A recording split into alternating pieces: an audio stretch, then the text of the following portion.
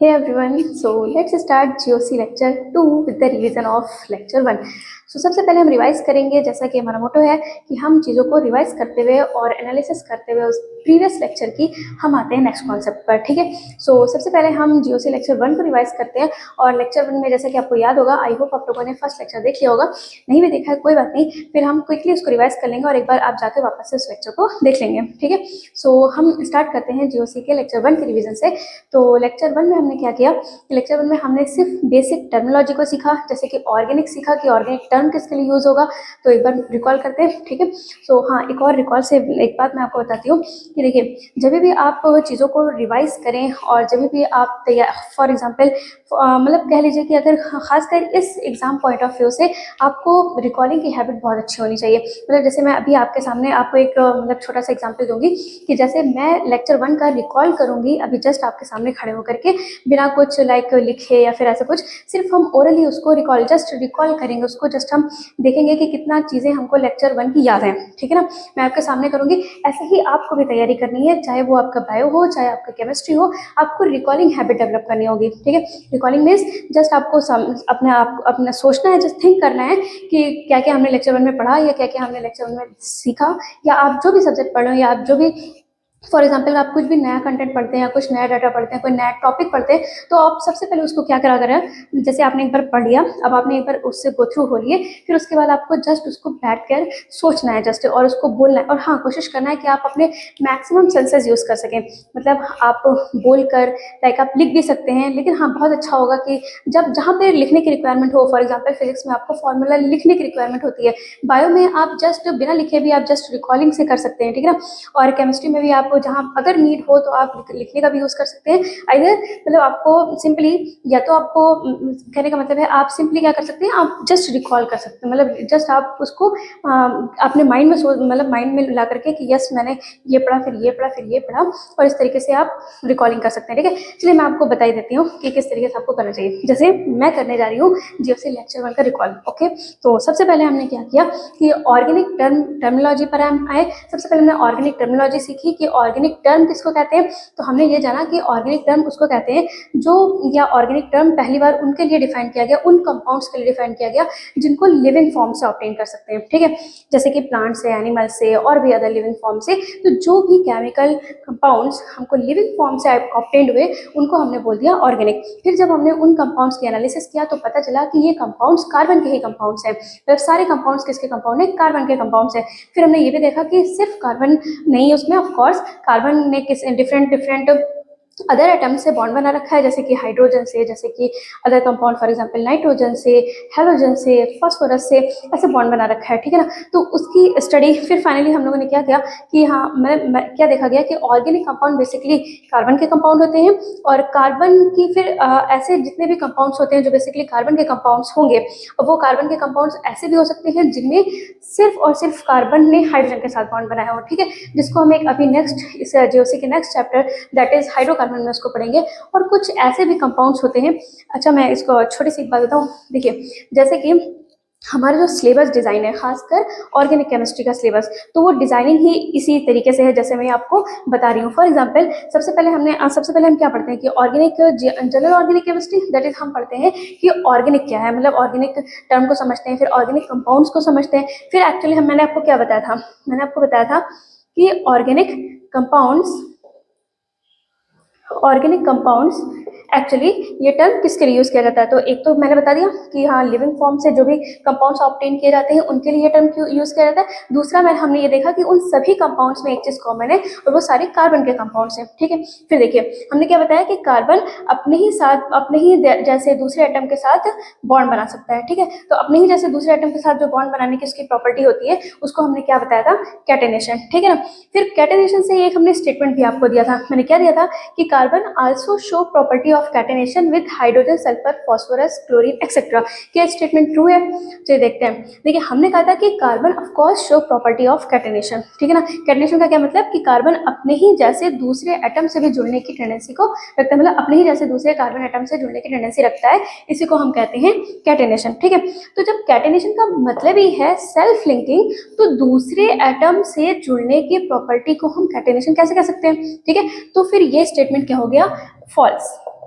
कि carbon also show property of catenation, यहाँ तक ये स्टेटमेंट ट्रू है, carbon show property of catenation, but यहाँ पे with hydrogen sulphur phosphorus chlorine नहीं होना, है ना, क्योंकि अगर इनके साथ जुड़ने की प्रॉपर्टी को फिर हम कैटेनेशन बोलेंगे, फिर तो कैटेनेशन की डेफिनेशन ही गलत हो गई। डेफिनेशन के अकॉर्डिंग सेल्फ लिंकिंग है, मतलब कार्बन का कार्बन के साथ ही जुड़ना, कार्बन का कार्बन के साथ ही जुड़ना कैटेनेशन है, फिर कार्बन का सल्फर के साथ जुड़ना, कार्बन का हाइड्रोजन के साथ जुड़ना, कार्बन का क्लोरीन के साथ जुड़ना, ये कैटेनेशन कैसे हो सकता है, ठीक है ना।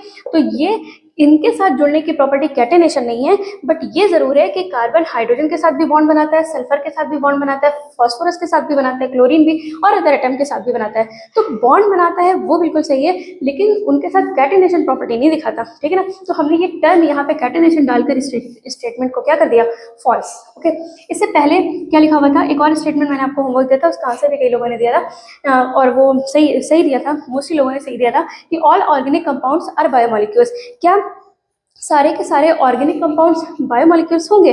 तो ऑफ कोर्स फॉल्स, है ना, सारे ऑर्गेनिक कंपाउंड्स बायोमोलिक्यूल नहीं हो सकते। बायोमोलिक्यूल हम सिर्फ उन ऑर्गेनिक कंपाउंड्स को कहते हैं जो लिविंग फॉर्म में मिलते हैं, ठीक है। और ऐसे बहुत सारे ऑर्गेनिक कंपाउंड्स हैं जो जरूरी नहीं कि वो लिविंग फॉर्म में मिले, बट हाँ वो कार्बन के कंपाउंड्स होने की वजह से हम उनको ऑर्गेनिक के अंडर रखते हैं, ठीक है। तो ये स्टेटमेंट क्या है, फॉल्स है। ओके, अब देखिए, जैसे कि हमने आपको क्या बोला, अभी मैं एक बात आपको बताने जा रही थी ना, हाँ उसी पर वापस आते हैं। देखिए, जैसे कि मैंने कहा कि वो हमारा मतलब एनटीए ने, या फिर कह लीजिए कि जो एनएमसी के थ्रू जो हमारा सिलेबस डिजाइन है, एनसीईआरटी कैसे, एक्चुअली एनसीईआरटी में केमिस्ट्री किस तरीके से डिजाइन है, खासकर ऑर्गेनिक केमिस्ट्री कैसे डिजाइन है, अभी मैं पहले आपको वो बताती हूँ, ठीक है। तो देखिए, जैसे ऑर्गेनिक केमिस्ट्री में मैंने क्या बताया कि उसमें क्या पढ़ते हैं हम, कार्बन के कंपाउंड्स, और हमने देखा है कि कार्बन जो होता है वो कार्बन मतलब कुछ ऐसे कंपाउंड्स, देखिए वेट अ मिनट, इसको इरेज करती हूँ थोड़ा। देखिए, हमने क्या कहा कि ऑर्गेनिक कंपाउंड बेसिकली किसके कंपाउंड हो गए, कार्बन कंपाउंड्स, ठीक है, कार्बन के कंपाउंड्स।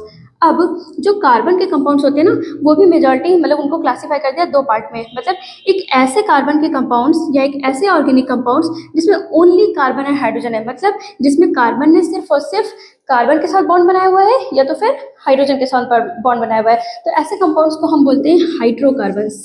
क्या बुलाते हैं, हाइड्रोकार्बन्स। मैं इसको अलग से, नेक्स्ट चैप्टर ही है हमारा हाइड्रोकार्बन्स, तो हम इसको तो उसमें डील करेंगे ही करेंगे, लेकिन आप यहाँ पे थोड़ा सा समझ लीजिए कि हाइड्रोकार्बन्स क्या होता है। हाइड्रो का मतलब हाइड्रोजन, कार्बन का मतलब कार्बन, मतलब ऐसे जितने भी ऑर्गेनिक कंपाउंड्स हैं, मतलब ऐसे जितने भी कार्बन के कंपाउंड्स हैं जिसमें कार्बन ने या तो अपने साथ बॉन्ड बनाया हुआ है या तो हाइड्रोजन के साथ बॉन्ड बनाया हुआ है, मतलब उस ऑर्गेनिक कंपाउंड्स में सिर्फ कार्बन है और हाइड्रोजन है, ओनली कार्बन एंड हाइड्रोजन है, तो उसको हमने क्या नाम दिया, हाइड्रोकार्बन्स, ठीक है। और हमने क्या मान लिया कि बाकी जो अदर कंपाउंड्स हैं, मान लेते हैं कि किसी, फॉर एग्जांपल मैं पहले आपको एग्जांपल बताती हूँ, जैसे मान लीजिए let one hydrocarbon, very famous hydrocarbon, that is methane, है ना, ये सबको पता होगा, CH4, ये क्या है, मिथेन है, ठीक है, क्लास 10 में आप लोगों ने इसको देखा होगा। तो it is what, CH4 methane. अब देखिए, मान लेते हैं कि इसका एक हाइड्रोजन हमने हटाकर एक दूसरा एटम क्लोरीन लगा दिया, ठीक है, तो ये क्या बन गया, CH3Cl।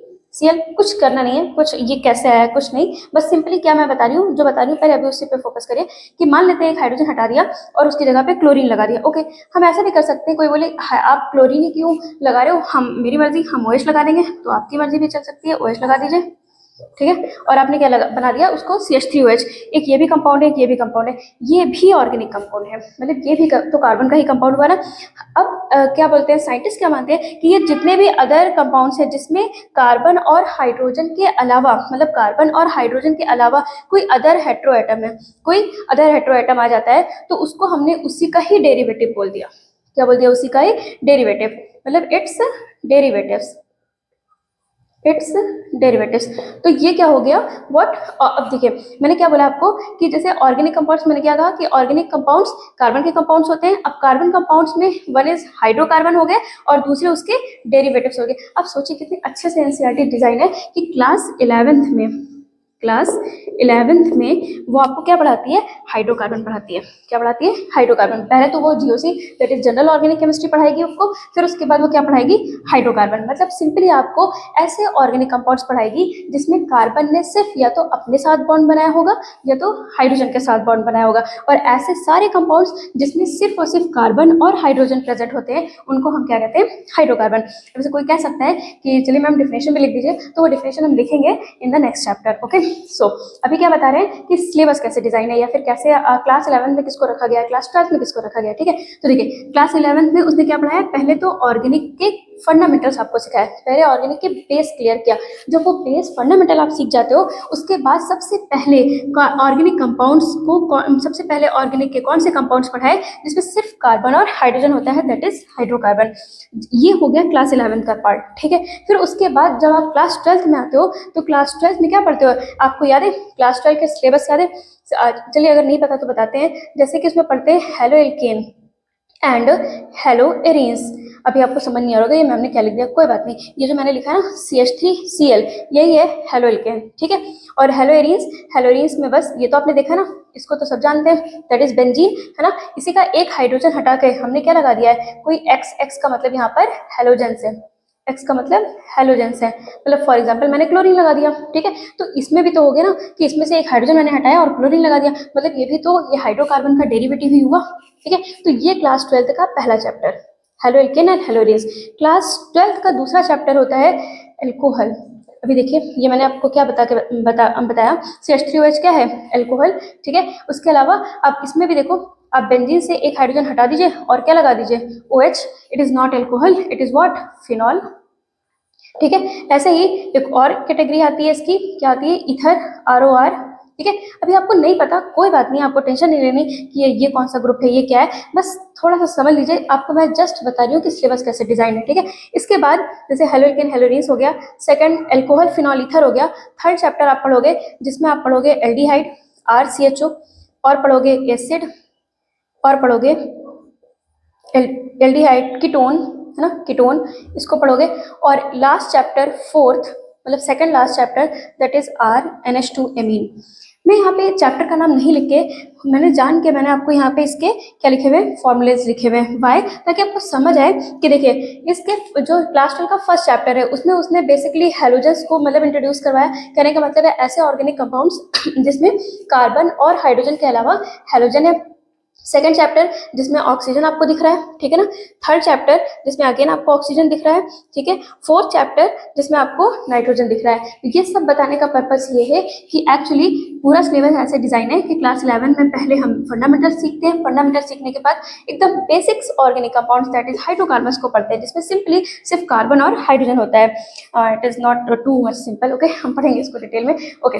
और फिर उसके बाद क्लास 12 पे आ जाते हैं, और क्लास 12 में वो कैसे पढ़ा रहा है उसके डेरिवेटिव्स। तो होगी ना पूरी ऑर्गेनिक केमिस्ट्री कंप्लीट।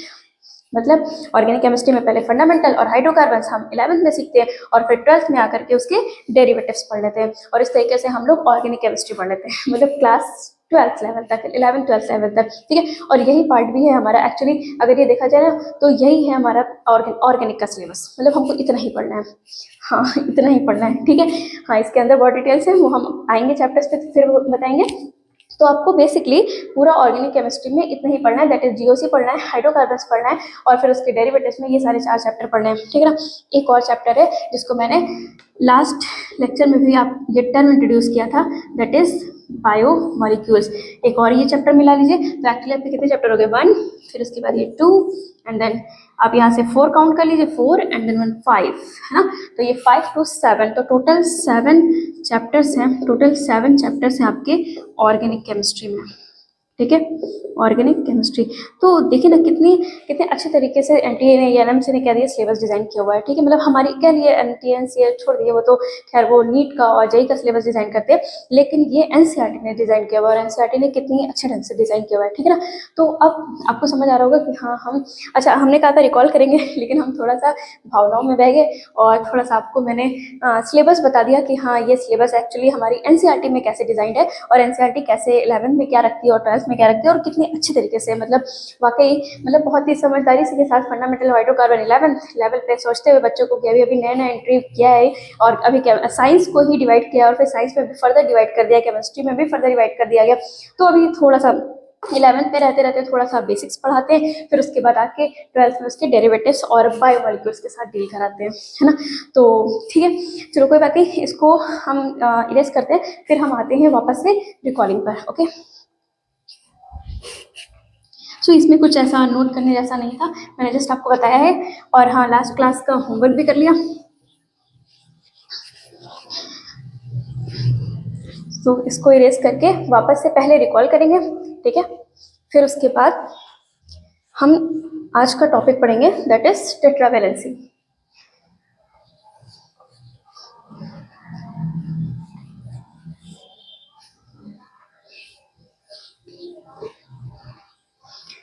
हाँ, लेट मी चेक कि सब ठीक ठाक चल रहा।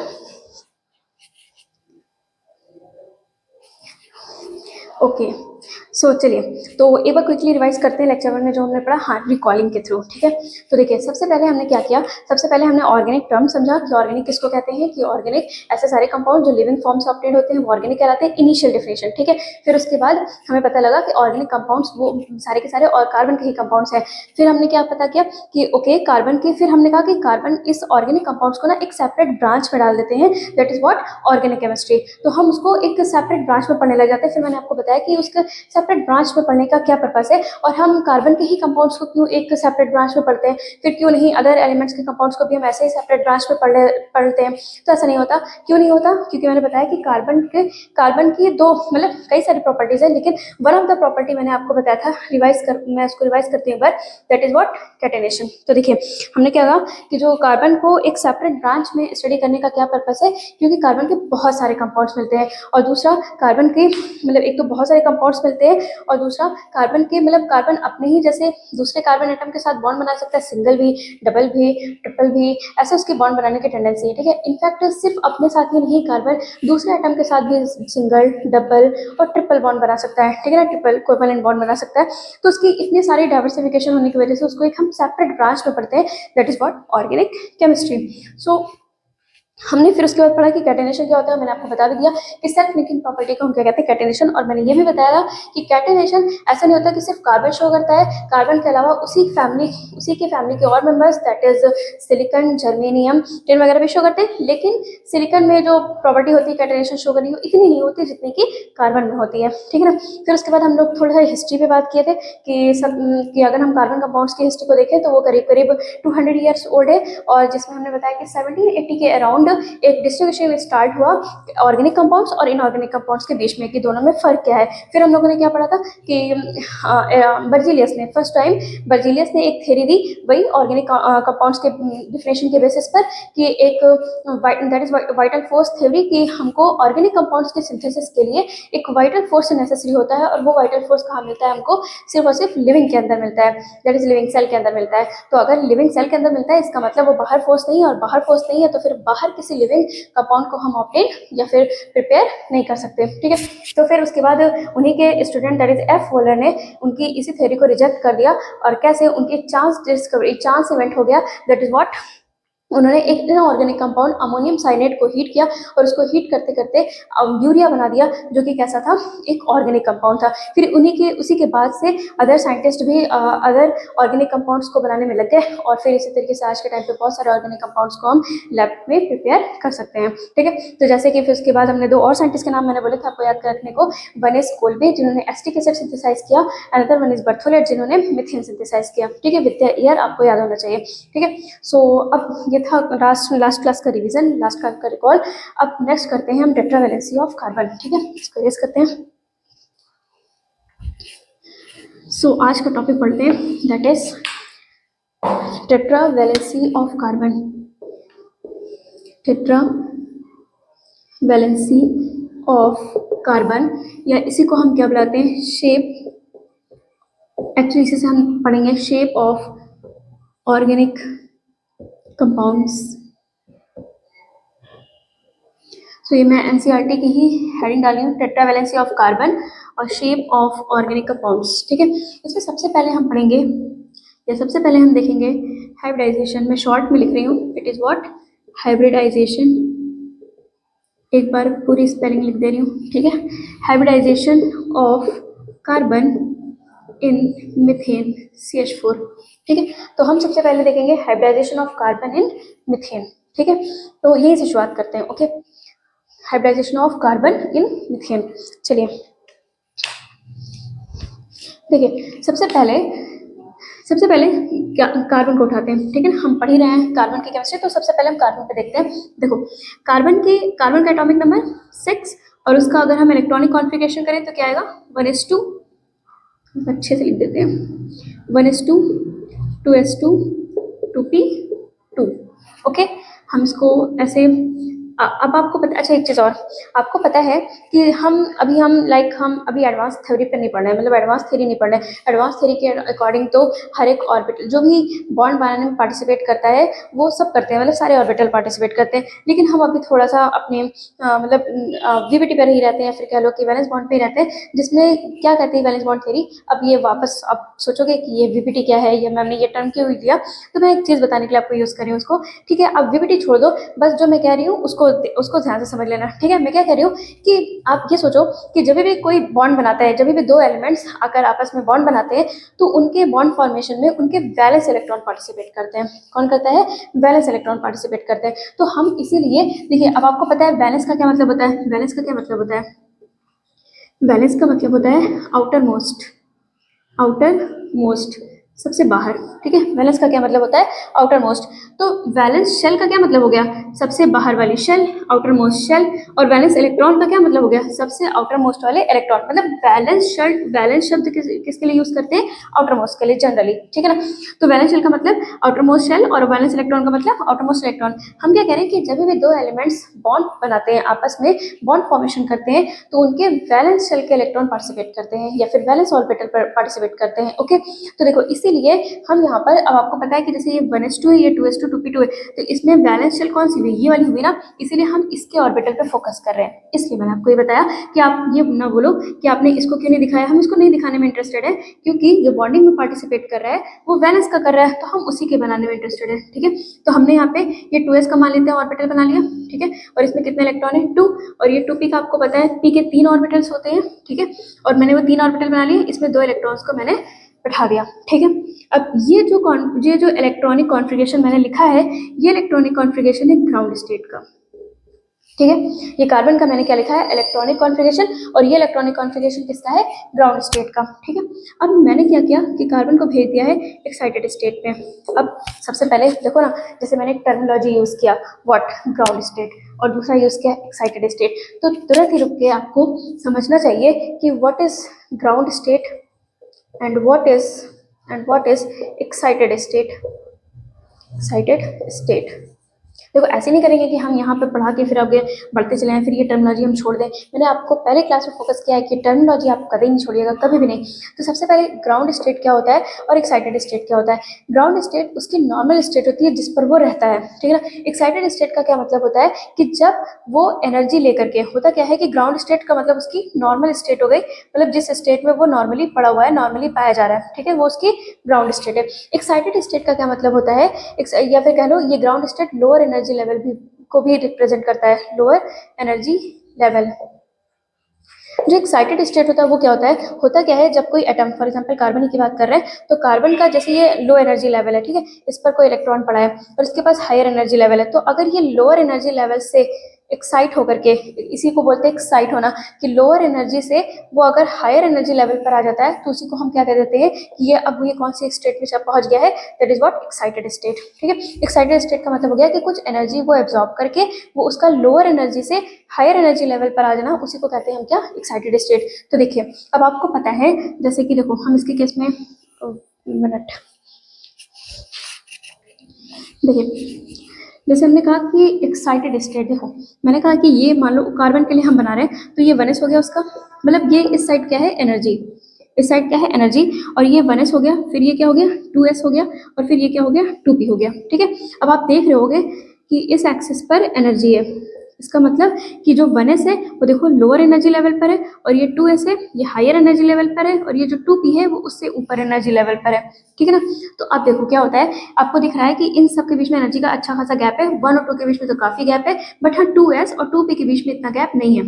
ठीक है, और ये इन्फॉर्मेशन भी आगे हम यूज करेंगे, इसलिए इसको आपको पता होना चाहिए। ठीक है, ओके।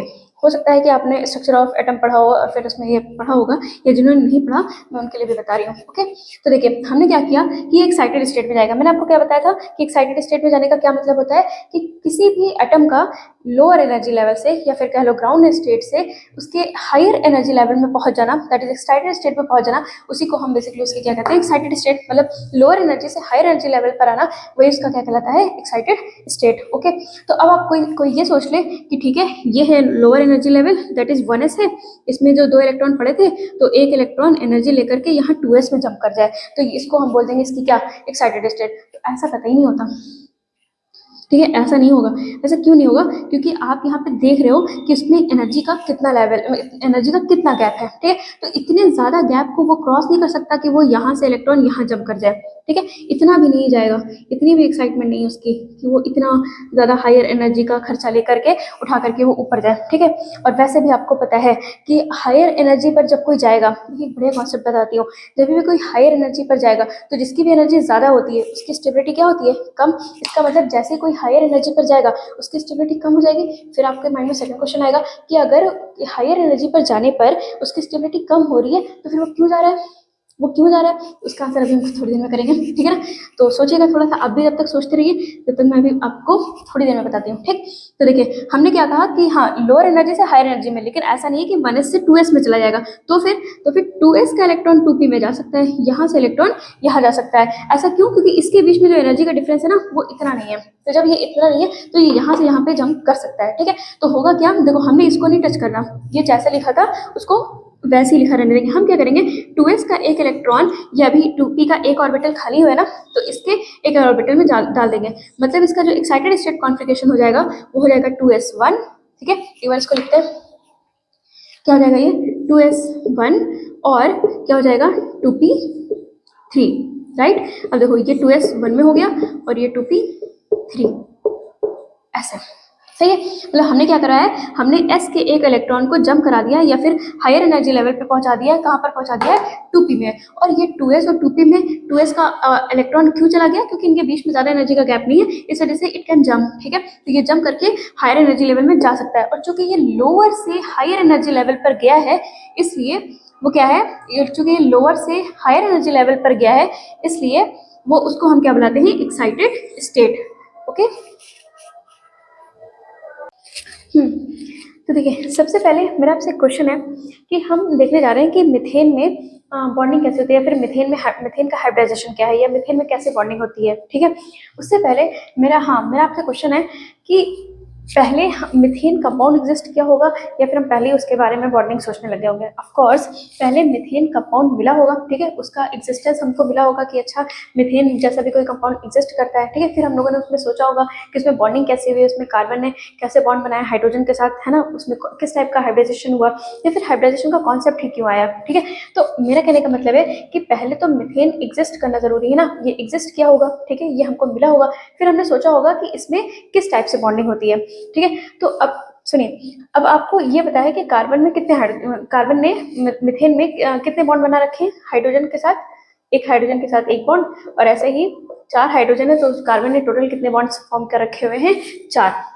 ठीक है, या फिर ये सब छोड़ दीजिए, आप सिंपली इतना तो समझ ही रहे हैं कि जैसे मीथेन है CH4, तो इसमें इतना समझ में आ रहा है कि एक कार्बन 4 हाइड्रोजन के साथ जुड़ा हुआ है, सिंपल लैंग्वेज में। ठीक है, एक कार्बन 4 हाइड्रोजन के साथ जुड़ा हुआ है। ठीक है, तो इनिशियली साइंटिस्ट ने क्या सोचा कि ओके, मतलब कार्बन के वैलेंस शेल में 4 उसके पास क्या है, 4 उसके पास अनपेड इलेक्ट्रॉन है। ठीक है, तो उसने क्या किया, उन लोगों ने सोचा कि जो हाइड्रोजन है उसके पास भी एक इलेक्ट्रॉन है, मतलब हर एक हाइड्रोजन के पास कितने इलेक्ट्रॉन है, एक एक इलेक्ट्रॉन है। तो उन्होंने सोचा कि ऐसा हुआ होगा कि एक हाइड्रोजन ने एक इलेक्ट्रॉन दिया होगा और एक कार्बन ने अपना एक इलेक्ट्रॉन दिया होगा, और इस तरीके से इनके बीच में क्या हो गई होगी, बॉन्डिंग।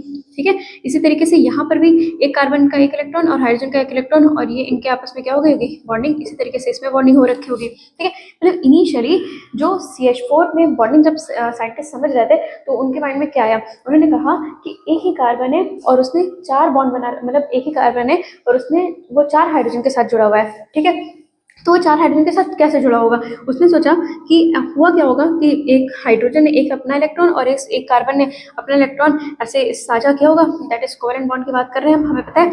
तो फिर इसने ये शेयरिंग किया होगा और इस तरीके से बॉन्ड बना होगा। ठीक है, तो उन्होंने उन्होंने उनके अकॉर्डिंग क्या था कि ये जो मीथेन है ना, ये जो मीथेन है CH4, इसमें ये जो 3 बॉन्ड है ना, ये 3 बॉन्ड मान लेते हैं ये 3 बॉन्ड 1 2 एंड 3, ये 3 बॉन्ड जो है वो ये तीनों वाले हैं।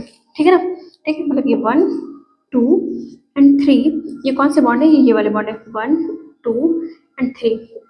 ठीक है, ये तीनों बॉन्ड है। मतलब ये कौन से बॉन्ड है, अगर मैं इनका नाम लिखने को कोशिश करूं, मतलब मैं इन तीनों का अगर नाम दूं, इन तीनों बॉन्ड का अगर मैं नाम रखने की कोशिश करूं, तो मैं इन तीनों बॉन्ड का क्या नाम रखूंगी, आप बताओ कि इसमें कार्बन का कौन सा ऑर्बिटल इन्वॉल्व है, मतलब बॉन्ड का नाम कैसे रखते हैं, तो उस बॉन्ड में वो बॉन्ड बना कैसे है, कहने का मतलब है उसमें कौन से ऑर्बिटल इन्वॉल्व हुए हैं फॉर्मेशन में, तो उसी के नाम पे रखते हैं। तो देखो यहाँ पर P का ऑर्बिटल इन्वॉल्व है, मतलब ये तीनों तो P के हैं, ये भी P, ये भी P, ये भी P, और ये हाइड्रोजन का क्या होता है, हाइड्रोजन के पास केवल एक S ऑर्बिटल होता है, तो इसमें हाइड्रोजन का कौन सा ऑर्बिटल इन्वॉल्व हुआ है, S। ओके, तो ये जो तीनों बॉन्ड है ये कौन से बॉन्ड है, ये P के बॉन्ड है, मतलब P और S मतलब कार्बन का P और हाइड्रोजन का व्हाट, हाइड्रोजन का S, ऐसे बॉन्ड बना हुआ है। तो मतलब ये बेसिकली PS बॉन्ड है ना, तो हम इनको कह दें ये जो 1 2 3 कौन सा बॉन्ड है, P और S बॉन्ड है। ठीक है, लेकिन इसमें से जो एक बॉन्ड है, मान लेते हैं ये चौथा वाला बॉन्ड, ठीक है, ये फोर्थ वन, ये वाला फोर्थ वन, ये मान लेते हैं ये कौन सा बॉन्ड लिख रहा है आपको, तो ये इसमें कार्बन का S ऑर्बिटल इन्वॉल्व है और हाइड्रोजन का भी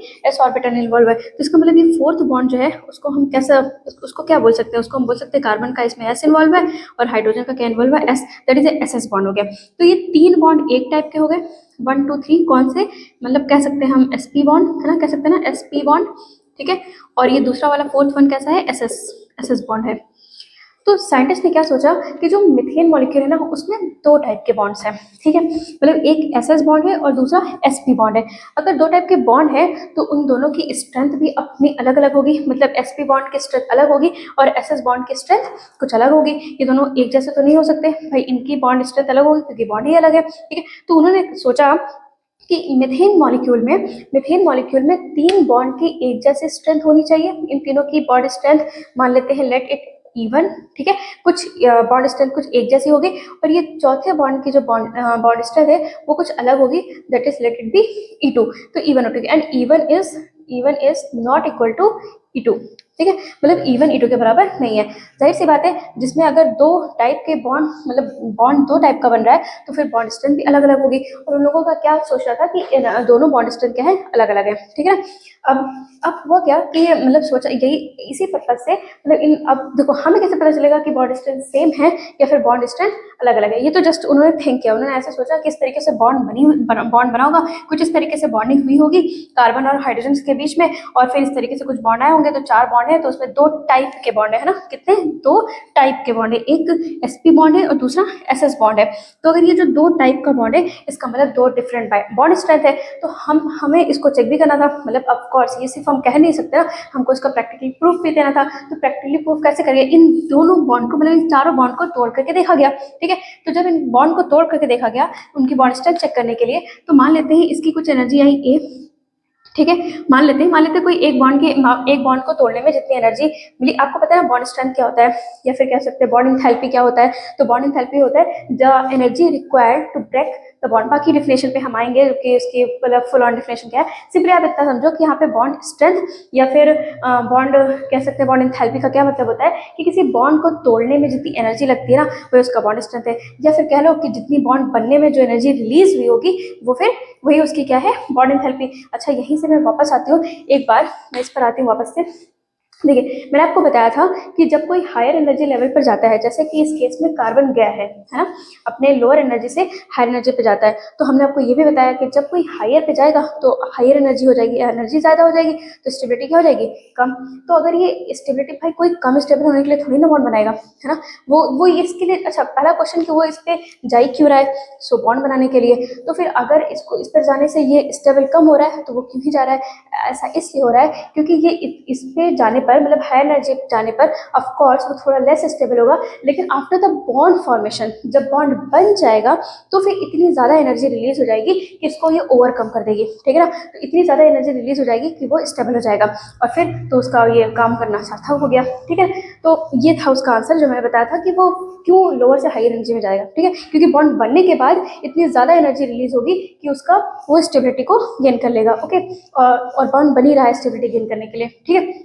तो देखिए क्या बोला मैंने कि इसकी बॉन्ड स्ट्रेंथ चेक की गई। तो चेक कैसे किया गया कि हर एक बॉन्ड को तोड़ के देखा गया, ठीक है, मतलब हर एक बॉन्ड को तोड़ के देखिए। जैसे मैंने क्या बताया कि जब साइंटिस्ट ने ये इसको प्रूव करना चाहा कि हाँ मतलब दो टाइप के बॉन्ड स्ट्रेंथ है या दो टाइप की बॉन्ड एंथैल्पी आ रही है और दोनों की बॉन्ड एंथैल्पी अलग अलग है, तो क्या किया उन्होंने इस बॉन्ड को तोड़ कर देखा। तो हुआ कि जब उन्होंने इस बॉन्ड को रियल में प्रैक्टिकली तोड़ के देखा और उसकी मतलब तोड़ने का मतलब उसकी बॉन्ड स्ट्रेंथ देखा, उसकी बॉन्ड एंथैल्पी देखा कि वो बॉन्ड एंथैल्पी सेम है या डिफरेंट, तो एक्चुअली ये E1 is equal to E2 हो गया।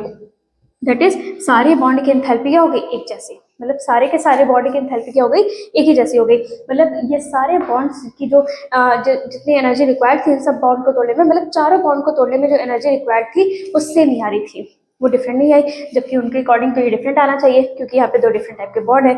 फिर साइंटिस्ट ने सोचा कि फिर इसका मतलब यहाँ पे जो हम सोच रहे हैं ना कि यहाँ पे दो डिफरेंट टाइप के बॉन्ड है, एक sp बॉन्ड बन रहा है और एक ss बॉन्ड बन रहा है, ये ऐसा नहीं है, ऐसा कुछ नहीं है, ऐसा नहीं है, ऐसा नहीं होता और रियल में ऐसा ही नहीं होता, ठीक है, ऐसा कुछ नहीं होता।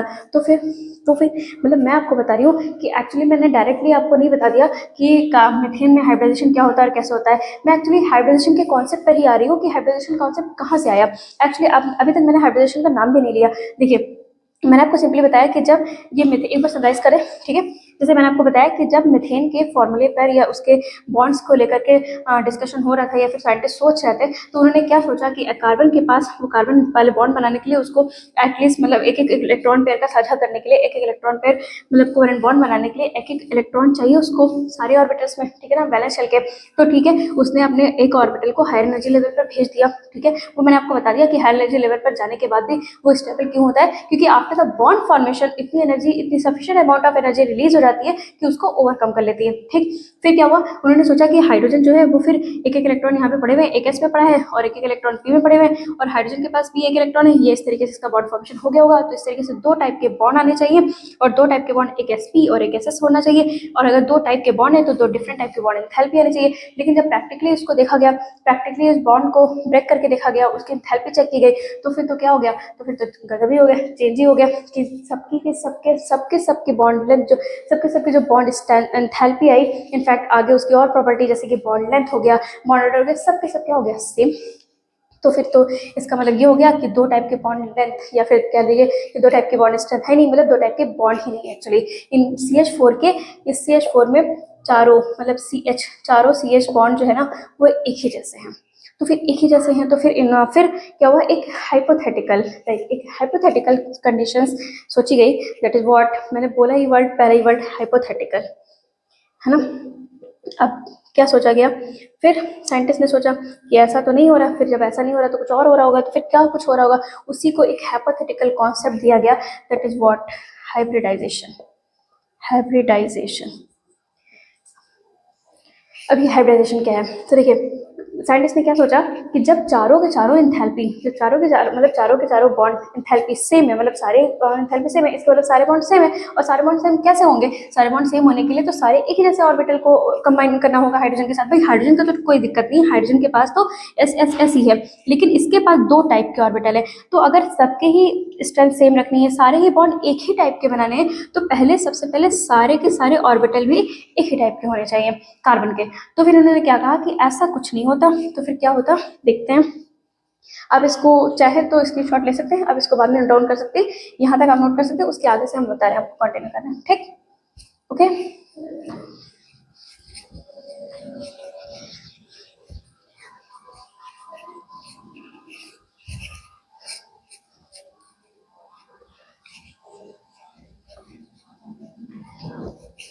ठीक है, वापस से हम वो पॉइंट लिख देते हैं, मैंने उसको भी इरेज कर दिया, कोई बात नहीं, इसको लिख देते हैं।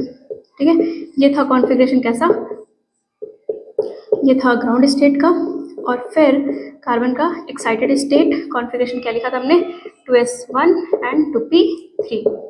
ओके, यहाँ तक कर लिया था। ठीक है, अब देखिए उन्होंने कहा नहीं नहीं ऐसा कुछ नहीं था, पहले कार्बन के भी मतलब सारे सेम ही ऑर्बिटल होने चाहिए, एक ही जैसे ऑर्बिटल होने चाहिए। और एक ही जैसे ऑर्बिटल कैसे बनेंगे, तो उन्होंने कहा कि जो कार्बन है जितने उसको बॉन्ड बनाने हैं, ध्यान सुनिएगा, उसको जितने बॉन्ड बनाने हैं, और वो भी बॉन्ड में कौन वाले, सिग्मा बॉन्ड। ये मैं अभी बताती हूँ कि मैं ये टर्म क्यों यूज़ कर रही हूँ। ठीक है, तो ये बोला गया कि कार्बन जितने उसको बॉन्ड बनाने हैं वो एक्चुअली उतने अपने ऑर्बिटल्स को पहले क्या करेगा, एक साथ मर्ज करेगा, और वो मर्ज करके एक जैसा ऑर्बिटल बनवाएगा। मतलब कि हुआ क्या कि उन्होंने क्या सोचा, ये एक हाइपोथेटिकल ही बात तो है। ठीक है, तो अकॉर्डिंग टू मतलब साइंटिस्ट उन्होंने क्या बोला कि जो एस के मतलब कार्बन के पास जो डिफरेंट ऑर्बिटल्स है ना, एक एस का है और 3p के हैं, एक्चुअली क्या होता है, पहले ये सारे ऑर्बिटल्स आपस में मर्ज हो जाते हैं। ठीक है, इन सब ऑर्बिटल्स की आपस में क्या हो जाती है, मिक्सिंग, ये सारे ऑर्बिटल्स आपस में मर्ज हो जाते हैं, और फिर मर्ज होकर के कितने फिर न्यू ऑर्बिटल्स बनाते हैं। कितने न्यू ऑर्बिटल्स बनाएंगे, फिर जितने मिलेंगे उतने ही न्यू ऑर्बिटल्स भी बनेंगे। तो कितने मिल रहे हैं, 1 2 3 4, तो यहाँ पर 4 न्यू ऑर्बिटल्स बनाते हैं। मतलब क्या कहना था कि जो कार्बन को जितने बॉन्ड बनाने के रिक्वायर्ड होगा, मतलब कार्बन जितने बॉन्ड फॉर्मेशन करेगा, जितने बॉन्ड बनाना होगा उसको, उतने वो अपने ऑर्बिटल्स की क्या करेगा, मिक्सिंग, मतलब उतने ऑर्बिटल्स को क्या करेगा, मर्ज करेगा। अब उतने ऑर्बिटल्स को, जैसे 4 ऑर्बिटल को उसने, क्योंकि यहाँ पे देखो कार्बन और हाइड्रोजन के कितने बॉन्ड है, 4 बॉन्ड है, तो उसको 4 ऑर्बिटल चाहिए। ठीक है, तो वो अपने 4 ऑर्बिटल को क्या करता है, मिक्स करता है, और वो मिक्स करके 4 नए ऑर्बिटल्स बनाता है। अब इन 4 नए ऑर्बिटल्स का नाम भी चेंज कर देते हैं। देखो कैसे, यहाँ पे अब देखो सबसे पहली बात तो क्या बोला मैंने कि कार्बन यहाँ पर अपना एक s का ऑर्बिटल और 3 p के ऑर्बिटल, मतलब 4 ऑर्बिटल को मिक्स करेगा, मिक्स करके नए ऑर्बिटल बनाएगा। ठीक है, बना दिए। अब ये जो मिक्सिंग का फिनोमेना है ना, कि ये जो मिक्स कर रहा है और ये जो 4 नए ऑर्बिटल बना रहा है, भाई जितने मिक्स करेगा उतने नए ऑर्बिटल बनेंगे। अब ये जो चारों नए ऑर्बिटल बने हैं, ये सब के सब सेम साइज के होंगे, सेम शेप के होंगे, और सेम ही क्या होगा, उनका सेम एनर्जी लेवल पर होंगे। ठीक है, सब कुछ सेम होगा। तो इसी फेनोमेना को, इस मिक्सिंग की ही फेनोमेना को हम टर्म देते हैं क्या, हाइब्रिडाइजेशन। ठीक है, उसी को हम क्या बुलाते हैं, हाइब्रिडाइजेशन।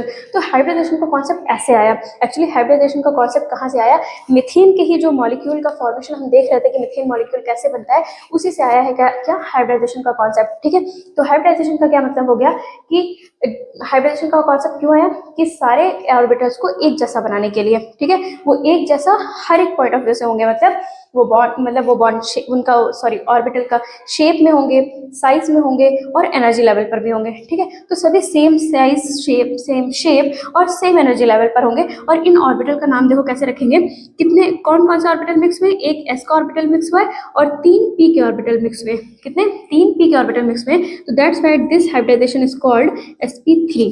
एक s का मिक्स हुआ है, 3 p के मिक्स में, so the hybridisation is known as sp3 hybridisation, and the orbital form is known as sp3 hybrid orbital। HO what? HO means hybrid orbitals। ठीक है, तो क्या बताया कि चार ऑर्बिटल मिक्स हुए, एक s का 3 p का, और उसकी मिक्सिंग को ही, उस फेनोमेना को ही हमने क्या बुला दिया, हाइब्रिडाइजेशन, और उसका नाम जितने ऑर्बिटल मिक्स होते हैं उसी के नाम पर। तो एक s का 3 p का मिक्स हो रहा है, दैट्स वाई sp3 हाइब्रिडाइजेशन। ठीक है, और उससे जो 4 न्यू ऑर्बिटल बने, उन चारों का नाम, मतलब इन चारों का नाम, इसका सब का नाम क्या रखा, sp3 हाइब्रिड ऑर्बिटल। ठीक है, चूंकि मिक्सिंग के बने ना, तो मिक्सिंग को क्या टर्म देते हैं, हाइब्रिड। मिक्सिंग के लिए टर्म क्या यूज होता है, हाइब्रिड। तो ये 4 sp3 हाइब्रिड ऑर्बिटल बने। अब देखो इसका शेप कैसा होता है, इसका स्फेरिकल होता है। ठीक है, इसका शेप आपको पता है कैसा होता है, स्फेरिकल होता है। पी का शेप आपको पता है कैसा होता है, डम्बल होता है, नहीं पता है कोई बात नहीं, एस का स्फेरिकल और पी का डम्बल। जब sp3 बनेगा तो कुछ कैरेक्टर इसका आएगा, कुछ कैरेक्टर इसका आएगा, और ये शेप ऐसा बन जाएगा। मतलब जो sp3 हाइब्रिड ऑर्बिटल का शेप होगा वो कुछ ऐसा बनेगा, ऐसा। ठीक है, चारों के चारों ऑर्बिटल इस शेप के होंगे, राइट। अब ये हाइब्रिड ऑर्बिटल बन गए हैं जिनका शेप सेम है, जिनकी साइज सेम है, जिनकी एनर्जी लेवल सेम है, सब कुछ सेम है। अब ये रेडी हैं फॉर बॉन्डिंग विद हाइड्रोजन। ठीक है, तो अब हाइड्रोजन आएगा अपना S लेकर के, हाइड्रोजन आएगा अपना S लेकर के, और क्या करेगा, इसके साथ बॉन्डिंग, है ना, इसके साथ क्या कर लेगा, शेयरिंग कर लेगा, एक इलेक्ट्रॉन इसका, एक इलेक्ट्रॉन इसका, और ये क्या बना लेगा, इसके साथ कार्बन के साथ कोवेलेंट बॉन्ड। ठीक है, इसके साथ क्या बना लेगा, कोवेलेंट बॉन्ड।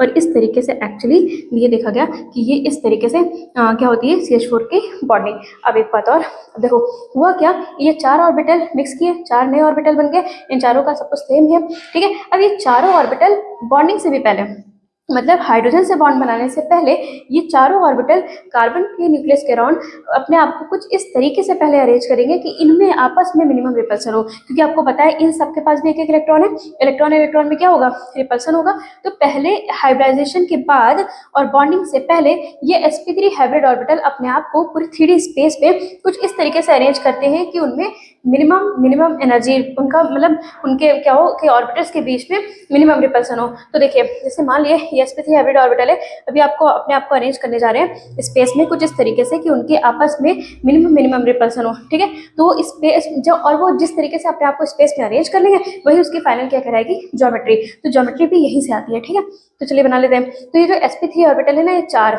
मतलब ये 4 sp3 हाइब्रिड ऑर्बिटल ये अपने आप को स्पेस में अरेंज करते हैं और एक ज्योमेट्री फॉर्म करते हैं, और उस ज्योमेट्री को हम क्या कहते हैं, आप सबको पता है sp3 हाइब्रिड ऑर्बिटल जो आपस में अरेंज होते हैं और ज्योमेट्री फॉर्म करते हैं, तो वो कौन सी होती है, टेट्राहेड्रल। तो चलिए टेट्राहेड्रल बना लेते हैं। ठीक है, कुछ इस तरीके से हम टेट्राहेड्रल बना लेते हैं। ठीक है, आपको मैं एक क्लैरिटी के लिए, देखो ये तो हम 2D में बनाते हैं, ठीक है ना, इसको 3D रिप्रेजेंटेशन के लिए हम, देखिए मैं इसको थोड़ा सा यहाँ पर बना दे रही हूँ। पहले तो टेट्राहेड्रल आपको ज्योमेट्री बता दे रही हूँ। टेट्राहेड्रल ज्योमेट्री कुछ इस तरीके से होती है, ऐसे, ये है, ये टेट्राहेड्रल ज्योमेट्री है। ठीक है, मतलब यहाँ पे ये चारों बॉन्ड ना टेट्राहेड्रली इस तरीके से अरेंज हो गए, और यहाँ पे ये जो मतलब ये यहाँ पे जो कॉर्नर्स हैं यहाँ पर क्या होंगे, हाइड्रोजन हो गए। ठीक है, तो और इनके बीच में कितना बॉन्ड एंगल होता है, 109 डिग्री 28 मिनट, और या फिर कह सकते हैं 109.5 डिग्री। ठीक है, ये टेट्राहेड्रल ज्योमेट्री है। इसको ही मैं इसी तरीके से बनाने की कोशिश कर रही हूँ। एक बार और ट्राई करते हैं।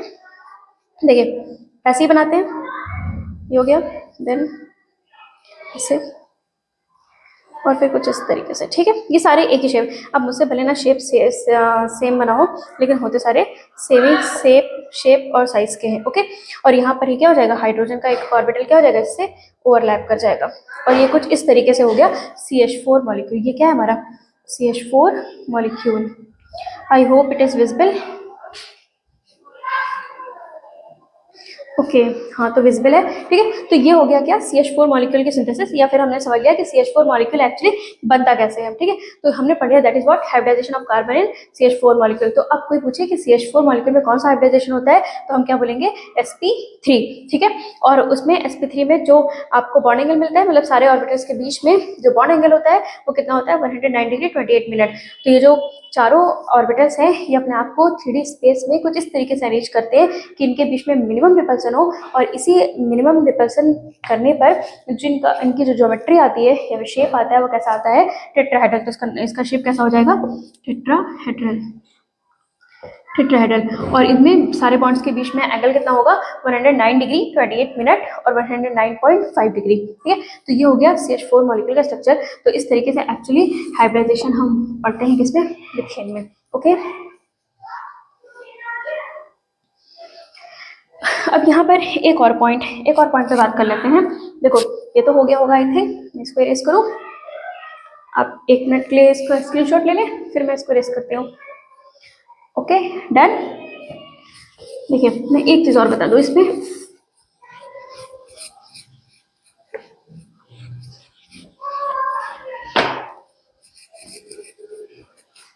ठीक है, अभी हम लोगों ने पहले पढ़ा था ना कि जब कार्बन, हम साइंटिस्ट सोच रहे थे कि सारे बॉन्ड एक ही जैसे हैं, सॉरी साइंटिस्ट सोच रहे थे कि 3 बॉन्ड एक जैसे हैं, और उन्होंने उसका नाम कहते थे कि 3 sp के बॉन्ड है और एक बॉन्ड कैसा है, SS। लेकिन अब तो हमको पता चल गया कि ऐसा कुछ नहीं होता। तो फिर अब हमें पढ़ लेनी चाहिए ना कि चारों बॉन्ड कैसे होते हैं, है ना। हमको अब ये पढ़ लेना चाहिए ना कि ये चारों बॉन्ड, इनका नाम पढ़ लेना चाहिए ना कि ये चारों बॉन्ड का अब क्या नाम होगा।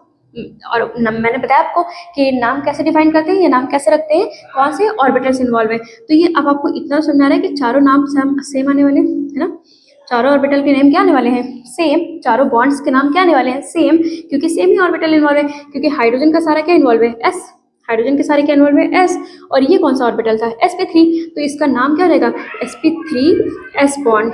क्या नाम हो जाएगा, sp3s बॉन्ड। और कितने ऐसे बॉन्ड है, कितने ऐसे बॉन्ड है, 4, है ना। इसके कितने बॉन्ड ऐसे, मैं ये क्रॉस नहीं किया है, मैंने मल्टीप्लाई किया है, ठीक है। मतलब sp3s के कितने बॉन्ड होंगे, sp3s के कितने बॉन्ड होंगे, 4। ओके, तो ये है उसकी बॉन्डिंग का नाम। अब आप सोचिए, अगर आपको किसी भी मॉलिक्यूल का हाइब्रिडाइजेशन क्लियर है, या आपको ये पता है कि उसमें उस मॉलिक्यूल के बनने में कौन कौन से ऑर्बिटल इन्वॉल्व है, तो ये आपको लर्न नहीं करना पड़ेगा कि इसमें sp3s बॉन्ड होता है। अभी हम आगे पढ़ेंगे, किसी में sp2 होगा, किसी में sp3s होगा, किसी में कुछ होगा, तो ये लर्न करने की जरूरत नहीं है, ये जस्ट आपको समझ आना चाहिए कि उसमें हाइब्रिडाइजेशन कौन सा इन्वॉल्व हो रहा है और क्यों हो रहा है, ठीक है।